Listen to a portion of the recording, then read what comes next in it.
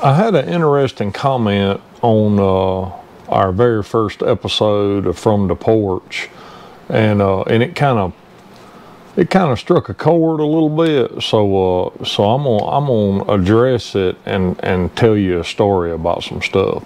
So hang loose. All right, so a guy made a comment this morning on the very first From the Porch episode titled The Problems Plaguing Our Industry. And his point, that his comment is sort of similar to my story. So I thought that it would be, helpful to address what he's saying, because I mean, this problem still exists today. So he says, and basically, you need to go for context. You might want to just stop this video if you haven't seen the first episode and actually go watch that episode for context for this, what he's saying. So he says, easy, Mr. Powell. Multiple generations have been interested in learning machining and all got pushed away. Shops don't have time to train you or don't want to bring you into the fold. Schools don't get back to you for years. You actually go disabled and retire before you ever hear back from schools. Machinists don't want to train anyone. When I was a young man, I went to all kinds of shops, and welders would bring you on, iron fabricators would bring you on, fence companies, on and on and on, but machine shops wouldn't, is basically what he's saying. And there's some more to the comment. So if you want to read the whole thing, again, it's in episode 1. So I remember when I started the shop. So I was working, and some of this is in the origin story and maybe some of it isn't. I was working at the cotton mill, and we was fooling with cars, hot rods and stuff on the side. And a shop, a mechanic shop, offered me a job in town. And I was already doing some, engine work, pulling heads, swapping cams, that kind of stuff. And so they offered me a job. I went to work for them. We was working on cars, and eventually, I was building some motors at that shop and some other stuff, and all that was good. And I remember I went on to go to work at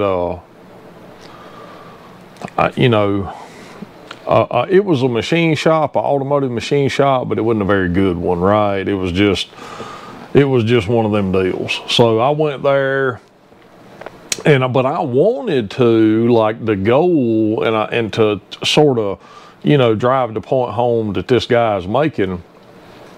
I wanted to work at a high-end, quote unquote race shop was,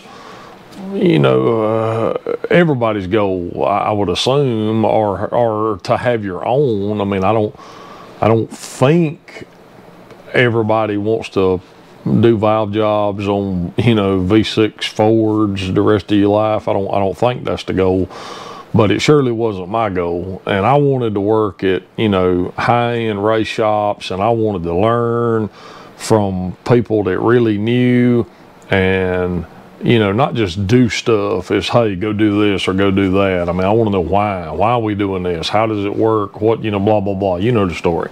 So I remember, and these are big shops in my area. And I remember I called, I'm trying to think of how old I was. I was probably, I don't know, I was probably in my early 20s. I think, give or take. I might have been 25. I don't exactly remember. But I called Fulton Competition, and somebody answered the phone, and I'm like, "Can I speak to Gene?" "Who is this?" And I'm like, well, you know, I told them who I was, and it didn't mean nothing to them, you know. And so Gene come to the phone, and he picked up the phone, you know, hello. It's kind of real stern, and that's kind of the way he talks anyway. And, you know, I told him who I was, and I'm like, look, man, you know, I'm down here doing what I do, and, you know, I really want to work at a high-end shop, and, you know, I'll work cheap, and I'll do a good job, and I'll show up every day. You know, do you need any help? I mean, I'll sweep the floor, clean the toilets, whatever you need me to do. I just want to be around horsepower. That's my goal. And he was nice. I mean, he was nice. I don't remember, it's been so long, I don't remember exactly what he said, but something to the effect of, I'm trying to remember how he said it. I don't want to misquote him. Basically, the gist was, you know, we got all the help we need, and, you know, you just keep doing what you're doing, and you're gonna be all right. You know, something to that effect. And I was just like, well, you know, okay, if something changes, you know, just keep me in mind. And he was like, all right. And then that was the end of that phone call. And then later on, I don't remember when, but it was in that window. I don't know if it was a week or a month or 6 months, but I called, and, you know, again, most people will know, most people that's gonna watch this video knows who Gene Fulton is, and most people will know who Clements Race Engines is. So I called Clements, same deal, you know, hey, you know, I'd love to have a job, look for a job, whatever the story was. And they wasn't nearly as attentive as Fulton was. It was just basically, you know, nah, we don't need no help. That was the end of that conversation. And, you know, fast forward, as time went on, I found people that worked, not for Fulton, but people that worked for other places. And, you know, I was like, man, how much you making? Because I'm thinking, again, because I don't know this stuff, you know, I'm thinking if you're working at this big high-end race shop, just getting 40, 50 grand for a motor, you know, you making big money. I mean, they paying premium money. And I found out that it was like, just no money. It don't pay anything. Them places don't pay. How they keep any help blows my mind. But it was, I mean, I was making more money as a manual machinist than the guy was at a race shop doing a really important high-end job at this race shop. And I'm like, I mean, this mind-boggling to me. I'm like, man, how do you feed your family on that? And, oh, my wife works, and, you know, this and that and other thing. And I'm like, well, dang, that's horrible, you know. I mean, I just go get me a job, a real job, you know, I guess if you want to call it a real job. But and here is what happens, because now I'm in the same situation that, or maybe not the same, a similar situation that these other shops is in. Well, maybe not. Let's talk about that. So, you know, here, it's really hard to hire somebody that doesn't know anything and start from the ground level, because that requires me. That requires me to physically hold somebody's hand all day long, every day. And I mean, I'm doing like 14 things at one time all day long. And I have zero time for distractions. That's a real challenge. So when you're as small as I am, that becomes a real problem. When you've got, you know, the big man's in the office and you got, you know, this manager and that manager, or this lead guy and that lead guy, and, you know, this other guy, he knows this process and he can show this new guy this one process, and this other guy can show him another process. Well, you know, that you can work with that, right?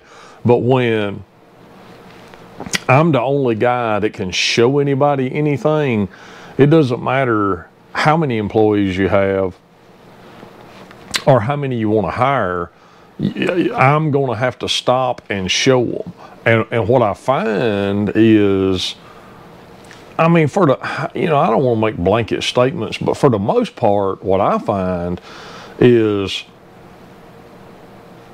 most people just have never done this kind of work, so they have no idea. They just have no grasp on how to do it, or so you basically are starting from scratch, and it's so time consuming that when you hire somebody, it may be 3 to 6 months before they can just go do anything by themselves, you know, because there's just so many nuances, you know, that you got to just look out for. You know, anybody can disassemble, well, I say that, but for the most part, people can disassemble an engine. But during disassembly, we're looking for problems. We're checking stuff, we're taking notes. So even though anybody can take a motor apart, not anybody can take a motor apart and inspect it properly as it's coming apart for any potential issues.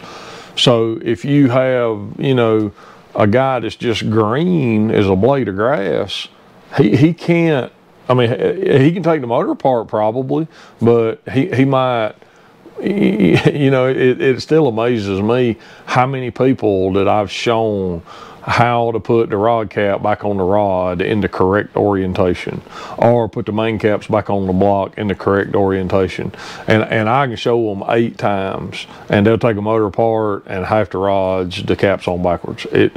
It's mind-boggling, those simple things that they just can't grasp it. I don't understand it myself, but so that's some of the problem that this guy's talking about. The reason why these shops just, you know, don't want to fool with them, you know, or I don't want to say fool with them, and I'd love to have some qualified help, but we hadn't found any of that yet.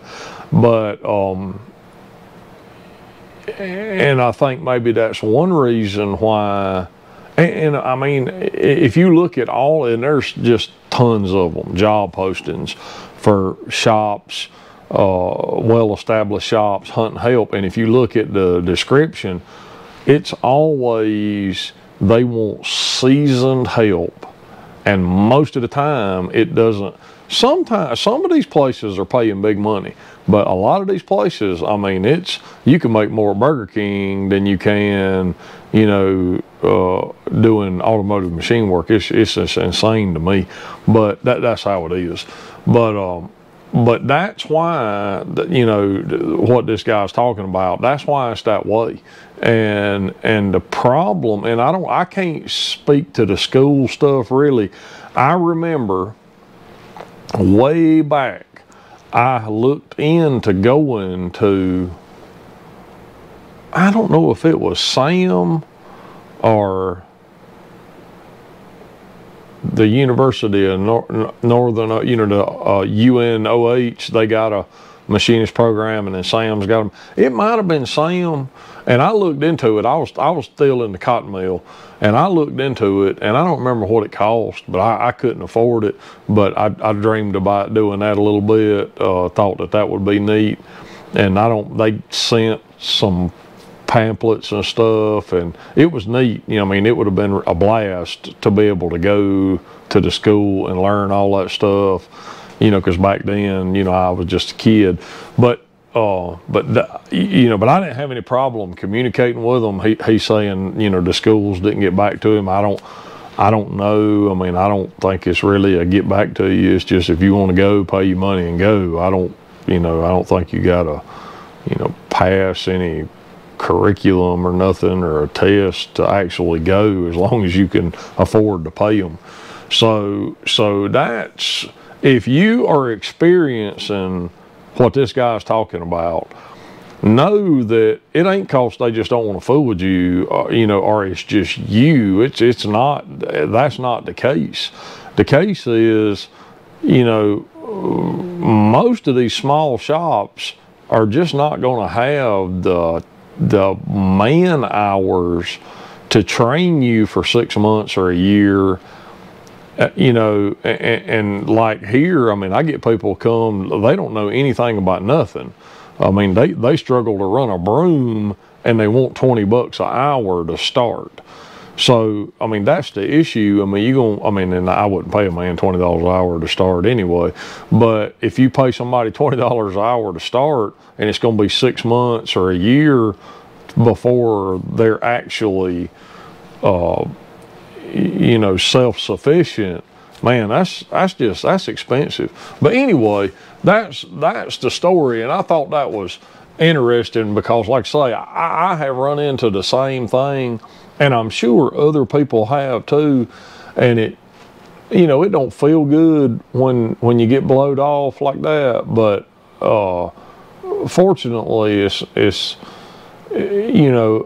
I guess it can make you or break you, maybe. I don't know if that's a good analogy, but either you can figure out how to make it happen on your own, or you can just be mad and go in another industry or whatever. And I ain't saying that's a bad thing neither. I mean, we need all the automotive machinists we can find, but if you want to make a lot of money and have or make good money and have any kind of retirement, I mean, I ain't saying you can't do it in this industry, but I promise you it'll be a lot harder in this industry than it would be many other industries. So just keep that in mind, and hopefully that was helpful. Let me know what you think in the comments. I appreciate you. We'll see you on the next one.